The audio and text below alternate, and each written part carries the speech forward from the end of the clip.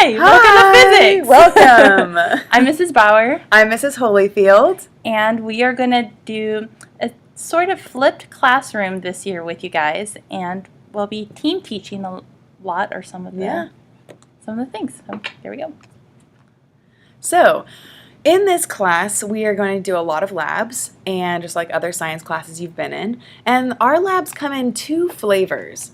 The first flavor, if you will, is a tutorial. So you didn't have to buy this book, but all of the tutorial, or a lot of the tutorials that we're going to use come from this book that you see on the right.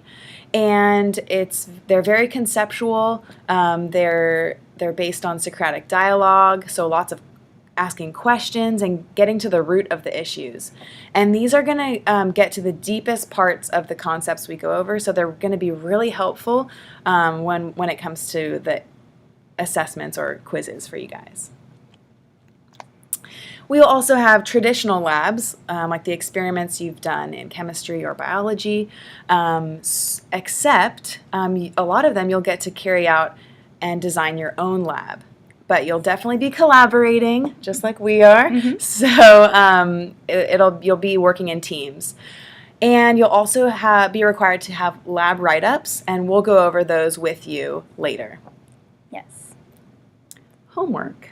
Homework is meant to be practice. We both have that philosophy. Yes. We both think that at home is where if we do give you homework, it should be just for practice. So that's why it's going to count very little to nothing in Power School, because as you're building skills, we don't want to grade you really on a difficult scale. Yeah, if you don't get it to begin with, why are you going to be punished? Exactly. It doesn't make any sense. All right, so that brings us to grades. So our grades are, this is how we do our grades, 70% learning goals. Yes. 10% labs and homework, 10% projects, and we'll have one each semester at least, and 10% final exam. Yes. So it's only 10%. There's no extra credit given in this course, and we'll explain more about this. Okay, so let's step back and think about things a little bit. So let's look at this cartoon we have here. It's about a tornado warning app, and if you look here, it has 4 out of 5 stars, so that's pretty good. And if you look at the reviews say like, oh, many alert choices, it runs without crashing, I can set a lot of multiple locations, which are fantastic. But when it came down to brass tacks, and you had to like actually use it to get a warning that a tornado is by you, and it just didn't work. So does it really warrant a 4 out of 5 stars, which is at 80%? Does it really warrant a B grade if it doesn't work? So relating this back to your classes, have you ever been in a class where you've done all your homework, you participated, you kept an organized binder, but at the end of the day, you just really didn't learn much? I know I have. Me too.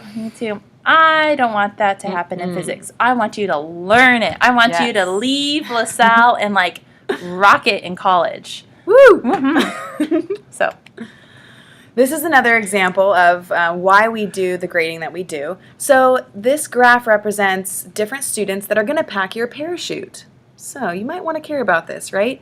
So the first line, the green line you see there, should I use this as it goes? See right here, they start out really good, and then as they pack parachutes, their score goes down. They get worse. They're going to get worse over time. I don't know if I'd want that student packing my parachute.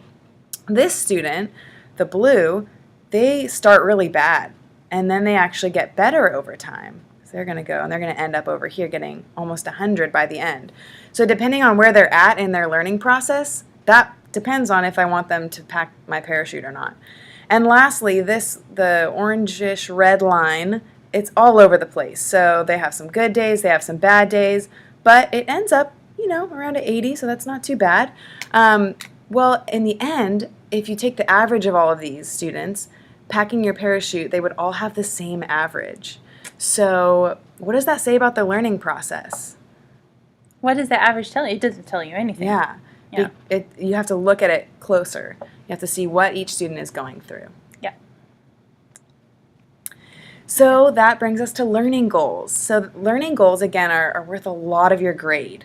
And the reason why is the learning goals are basically the targets that we want you to know by the end of the semester. So we're going to give you these learning goals, and if you see here, the first one says draw a position time graph given a motion map or a written description of the object's motion, or vice versa. So it's just a target that we want you to know.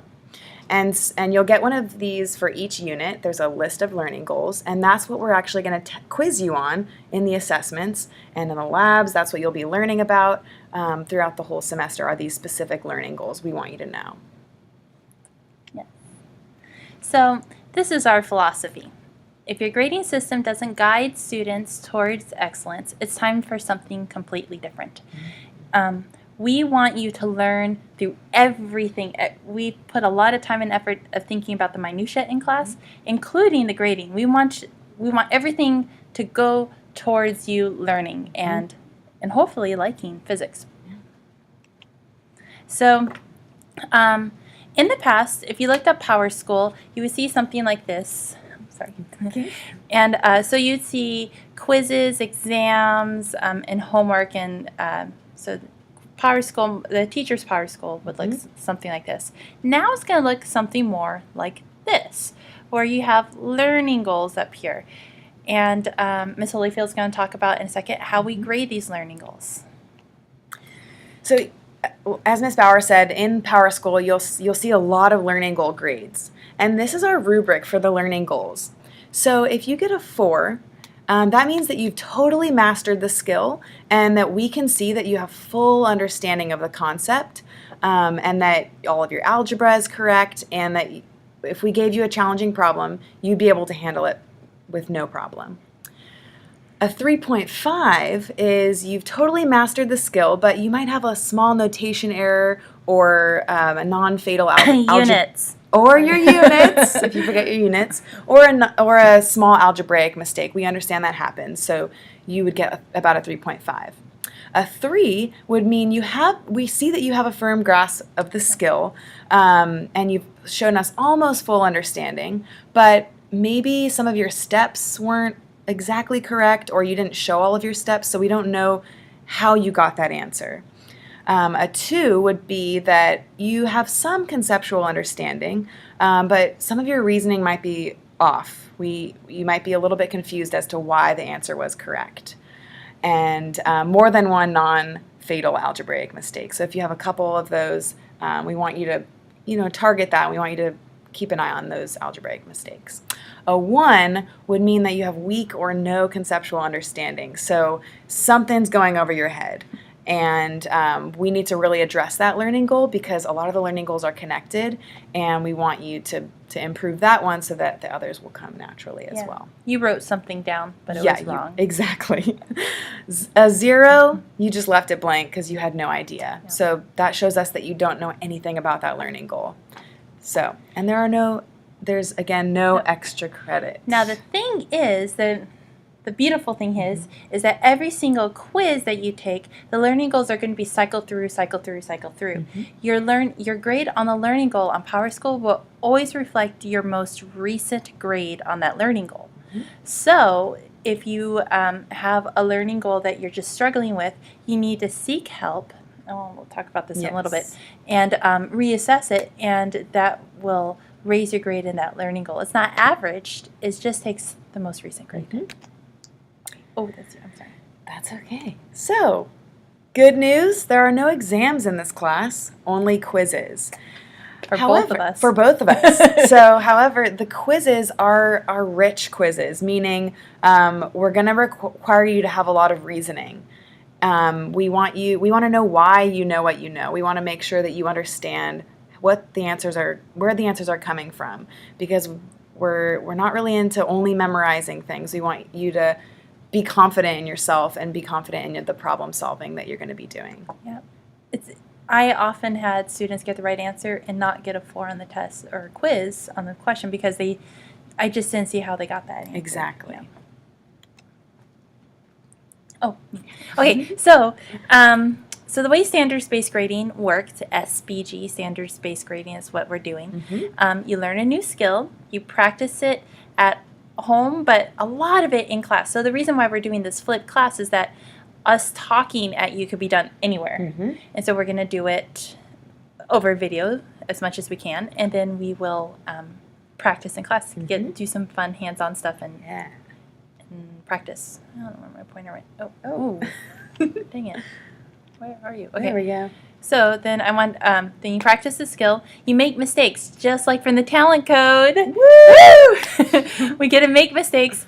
And the way that you really, really learn and build those myelin sheaths around those neurons is to fix those mistakes that you make. Yes. And then you get quizzed on your, quizzed on the learning goal. If perhaps you didn't do quite as well as you had hoped or liked, then you would have made mistakes. You have to ask for help to fix those mistakes. You analyze your mistakes. You practice the skill again, and then you re-quiz. Either in the class, we'll try to give you a heads up when quizzes are and what will be covered, or you could come in after school or at lunch and just give us a heads up that you want to re-quiz on things and to demonstrate mastery eventually. Tutoring. So tutoring, we love giving extra help because, as Miss Bauer said, mistakes are part of the process, and that's okay. We've made mistakes in this little video that we've done. Yep. So we understand that mistakes are part of the learning process, and we want to help you, but that also requires you to come get help. So we will be here at lunch almost every day. We'll let you know when we're not going to be here.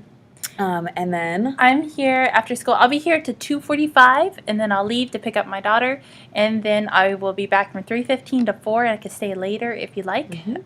So just talk with me about that. And I coach, so I can't normally stay after school, but I can be here before school as long as you just let me know that you're going to be here, and I'm happy to meet before school. And that goes for both of us. So if you're my student, you can always reach out to Miss Bauer. If you're Miss Bauer's student, you can always reach out to me. Yep. So we are a team. Yes. Yay. We expect you to, be academically honest with yourselves, with each other. If you're absent or if you're leaving early for a game or something, check Power School. Communicate with us. Communication is the key. Yep. Talking. There's time to talk. There's time not to talk, and you are juniors, so we're going to just ask you to be mature and do what you need to do when we ask you to do it. Getting help. Again, you have to reach out for help when you are feeling stuck. The earlier you can get help, the better, because if you wait till the end, it gets really overwhelming. We both have been there where we haven't. For both of us. Right. If we don't ask for help, where no one will know and we won't get the help we need, and then we'll be even more lost. So please, the second that you feel lost, just talk to us. Yeah. We love questions. Yes. And that's it. That's it. We're looking forward to an awesome year. Yay! Yay! Woohoo!